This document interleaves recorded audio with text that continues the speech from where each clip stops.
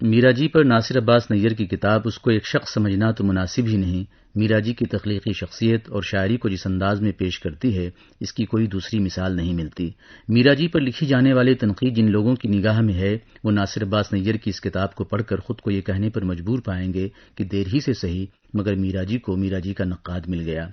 اس کتاب کا مقدمہ 96 صفحات پر مشتمل ہے۔ عصر حاضر میں کسی تنقیدی کتاب کا اتنا تفصیلی مقدمہ بھی اسی کتاب سے مخصوص ہے۔ اس مقدمے کو اگر علیحدہ شائع کر دیا جائے تو بھی کتاب کی صحت پر فرق نہیں پڑے گا۔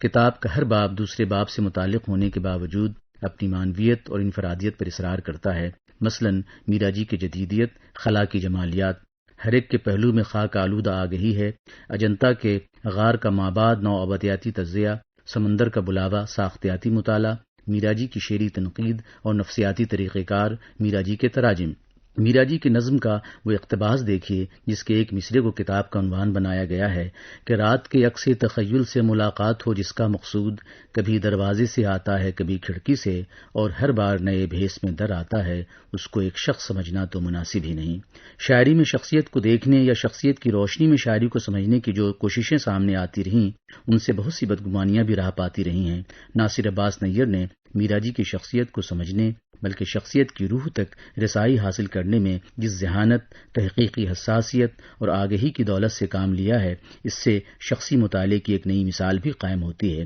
شخصیت پر لکھنا ایک رسمی اور رواجی سا مشغلہ بن گیا ہے، بلکہ کتاب لکھنا ہی خارجی جبر کا نتیجہ معلوم ہوتا ہے۔ ناصر عباس نیر نے میرا جی کی شخصیت کو ان کی تحریروں کی روشنی میں بھی سمجھنے کی کوشش کی ہے، اور ساتھ ہی علم و آگہی کی اس دولت سے بھی فائدہ اٹھایا ہے جو انہیں گہرے مطالعے کے نتیجے میں ملی ہے۔ میرا جی کی شخصیت کا موضوع بنانا یوں تو کوئی مشکل کام نہیں ہے، وہ بھی اس صورت میں جبکہ میرا جی کی ایک تصویر بنا دی گئی ہے اور ادبی معاشرہ اسی تصویر سے شناسا ہے۔ میرا خیال ہے کہ ناصر عباس نیر نے میرا جی کی شخصی تصویر کو بدلنے کی اس طرح کوشش نہیں کی کہ جس سے یہ محسوس ہو کہ خارجی سطح پر تحقیقی و تنقیدی معاملات زیر بحث آ رہے ہیں، گو کہ تحقیقی و تنقیدی معاملات کا تعلق خارجی معاملات سے یوں ہے کہ حقائق کے پیش نظر بات کی جاتی ہے اور منطقیت کو رہنما اصول کے طور پر پیش نظر رکھا جاتا ہے۔ ناصر عباس نیر نے اگر اس مطالعے میں کوئی مانوس یا غیر مانوس اصطلاح بھی استعمال کی ہے تو اسے متن کے ساتھ کچھ اس طرح وابستہ کر کے دیکھا ہے کہ وہ اجنبی معلوم نہیں ہوتی، بلکہ یہ بھی محسوس ہوتا ہے کہ میرا جی کی شخصیت اور شاعری کے مطالعے نے ان اصطلاحوں کی راہ دکھائی ہے۔ مجھے کہیں یہ محسوس نہیں ہوا کہ وہ اصطلاحوں میں سوچ رہے ہیں۔ یہ اصطلاحیں یہ باور کراتی ہیں کہ تحقیقی تنقیدی مطالعے میں اصطلاحوں کے استعمال کا مطلب شخصیت اور شاعری کو زیادہ بہتر طور پر سمجھنے اور سمجھانے کی کوشش کی جا رہی ہے۔ میرا جی کی شخصیت اور شاعری پر لکھی جانے والی تنقید کا ایک حصہ تو وہ ہے، بلکہ بڑا حصہ وہ ہے جس میں ان کی ظاہری شخصیت سے ناپسندیدگی کا اظہار کیا گیا اور اس ناپسندیدگی کا رشتہ میرا جی کی شاعری سے بھی استوار کرنے کی کوشش کی گئی۔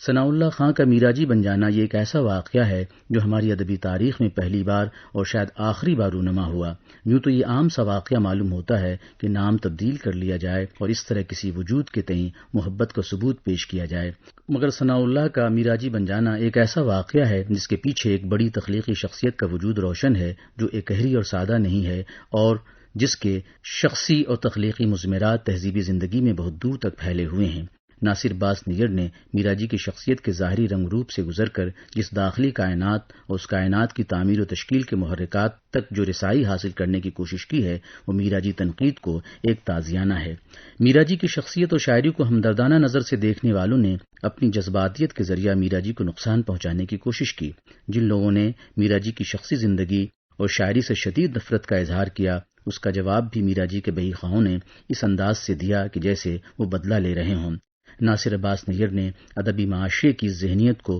تاریخی اور تہذیبی سیاق میں سمجھنے کی کوشش کی جس نے میرا جی کو نگاہ کم سے دیکھنے کا حوصلہ بخشا تھا۔ ناصر عباس نیر نے ادبی معاشرے کو اس نوآبادیاتی ذہن کا مارا ہوا بتایا ہے جس نے لباس اور طرز معاشرت کا اشرافیائی تصور قائم کیا۔ یہ وہ تصور تھا جسے انگریزوں سے ہم نے حاصل کیا اور ہم لازماً صفائی اور گندگی کی اس سیاست کی زد میں آ گئے جو انگریز بہادر چاہتے تھے۔ مقدمے کے ابتدائی حصہ ثناء اللہ ڈار سے میرا جی تک کے سفر سے مخصوص ہے۔ اس سلسلے میں ناصر عباس نیر نے جس نقطہ رسی کا ثبوت دیا ہے، اس میں نہ تو کوئی جذباتیت ہے اور نہ میرا جی تنقید کی کسی دریافت کو اپنی زبان میں دہرانے کی کوشش۔ ناصر عباس نیر میرا جی میرا سین بنگال، کلکتہ وغیرہ کے داخلی رشتے کا تجزیہ معلوم حقائق کی روشنی میں کرتے ہیں، مگر ان کی نگاہ میرا جی کی داخلی دنیا کی طرف رہتی ہے اور داخل اور خارج کے درمیان یہاں کوئی کشمکش نہیں، بلکہ مطالعے کا یہ ایک ایسا انداز ہے جو میرا جی کے مطالعے کا فیضان ہے۔ میرا جی کے ہاتھ میں 3 گولے کیوں ہوا کرتے تھے؟ ناصر عباس نیر نے میرا جی کے گلے کی مالا، الجھے ہوئے بال اور بڑھی ہوئی داڑھی وغیرہ کو عام انسانوں کے لیے مانوس بتایا ہے، مگر یہ گولے تو کچھ اور کہتے ہیں۔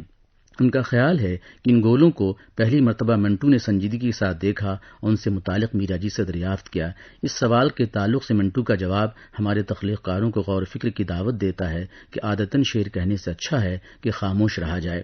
میرا جی کا جواب تھا، میں نے یہ خود پیدا نہیں کیے، اپنے آپ پیدا ہو گئے ہیں۔ ناصر عباس نیر کا تحقیقی ذہن کس طرح تنقیدی ذہن کے ساتھ نئی دریافتوں کا وسیلہ بنتا ہے، وہ اس مقدمے سے ظاہر ہے۔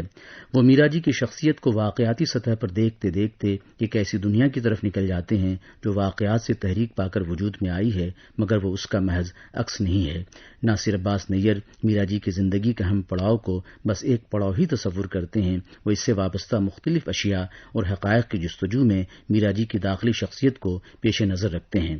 ناصر عباس نیر لکھتے ہیں کہ حقیقت یہ ہے کہ میرا جی اپنی زندگی میں واقعات کی موضوعی اثرات کو زیادہ اہمیت دیتے تھے اور ان کے لیے یہ عمل واقعے کی حصی معروضی پہلوؤں سے فرار نہیں تھا، بلکہ وہ واقعے کو اپنے تخیل میں نئے سرے سے تشکیل دے کر اسے گہری نظر سے دیکھتے تھے۔ مقدمے کو پڑھ کر یہ تاثر بھی قائم ہوتا ہے کہ ادبی معاشرہ جب اپنے مخصوص بلکہ برآمد کیے ہوئے رویے کی روشنی میں اشیاء کو دیکھتا ہے تو وہ غلط نتیجے تک پہنچتا ہے۔ ناصر عباس نیر نے یہ بھی لکھا ہے کہ میرا جی کے پینٹ کی جیب کے پھٹے ہونے کا ذکر اکثر نے کیا، مگر یہ کہ ان کے پاس ہمہ وقت ایک تھیلا یا اٹیچی کیس ہوتا تھا جس میں کتابیں بھری ہوتی اور ان کا کمرہ کتابوں سے اٹا رہتا، اس کا ذکر برائے نام کیا جاتا ہے۔ ان کی شراب خریدنے کی عادت کا ذکر سب نے کیا ہے، اسی طرح ان کے غلیظ رہنے کا ذکر ہوا ہے، مگر اس بات کا نہیں کہ وہ اپنے اٹیچی کیس میں صابن کی جگہ ٹکیا رکھتے تھے اور کھانے سے پہلے ہاتھ لازماً دھوتے تھے۔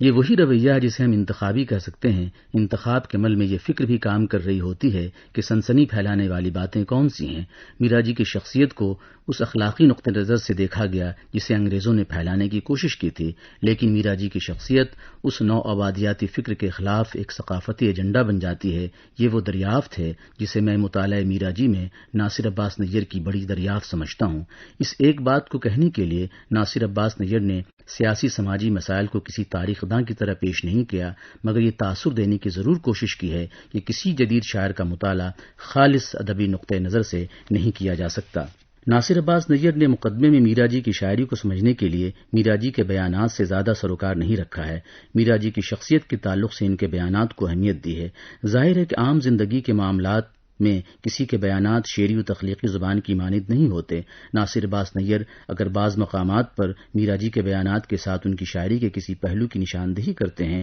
تو یہ موقع کے اعتبار سے بہت فطری معلوم ہوتا ہے۔ ظاہر ہے کہ یہ پہلو بس ایک پہلو ہی ہے جو دیگر پہلوؤں کی راہ میں حائل نہیں۔ میرا جی کون تھے مقدمے کا عنوان ہے جو اس سے ضمن میں بہت اہم ہو جاتا ہے۔ تحقیق و تنقید میں بعض اوقات نئے حقائق مانوس اور بار بار کے دیکھے ہوئے متون سے بھی سامنے آ سکتے ہیں، اور اس کا بھی قوی امکان ہے کہ بعض اہم حوالوں تک محقق اور نقاد کی رسائی نہ ہوئی ہو۔ میرا جی کی چھوٹی بڑی تحریریں جو کالم، مضامین اور خطوط کی صورت میں ہیں، انہیں میرا جی کے تمام نقادوں نے دیکھا ہے یا دیکھنے کا دعویٰ کیا ہے۔ ناصر عباس نیر نے ایسا کوئی دعویٰ نہیں کیا، مگر ان کے مقدمات خاموش اعلان ہیں کہ ناصر عباس نیر میرا جی کی 2 تحریروں، کچھ اپنے بارے میں اور اپنی نظموں کے بارے میں سے مختلف ٹکڑوں کو یہاں پیش کیا ہے۔ ناصر عباس نیر نے مقدمے میں میرا جی کو کیوں پڑھیں، میرا جی کی شعری روایت، کیا میرا جی صرف نظم کے شاعر ہیں کہ عنوانات سے جو مباحث قائم کیے ہیں ان میں بڑی تازگی ہے۔ تنقیدی زبان جب شفاف ہونے کے ساتھ ساتھ لکھنے والے کے داخل کا حصہ بن جاتی ہے تو اس کی طاقت دو چند ہو جاتی ہے۔ ناصر عباس نیر کی اس کتاب کو پڑھ کر محسوس ہوتا ہے کہ میرا جی کی شخصیت اور شاعری نے ناصر عباس نیر کے وجود میں ایک کتاب لکھ دی تھی جس کا اظہار اس کو ایک شخص سمجھنا تو مناسب ہی نہیں کی صورت میں ہوا ہے۔ یہ بھی وقت کا عجیب معاملہ ہے کہ میرا جی 1942 میں آل انڈیا ریڈیو میں ملازم ہوئے اور اس طرح اس ادارے سے ان کا ایک تاریخی رشتہ قائم ہوا تھا۔ آج اسی ادارے میں ان پر لکھی جانے والی سب سے اچھی کتاب کا تعارف پیش کیا جا رہا ہے، یقیناً میرا جی کی روح خوش ہو رہی ہوگی۔ اس موقع پر کتاب کے مصنف ناصر عباس نیّر کو مبارکباد پیش کیا جاتا ہے کہ انہوں نے میرا جی پر اتنی فکر انگیز کتاب لکھی ہے۔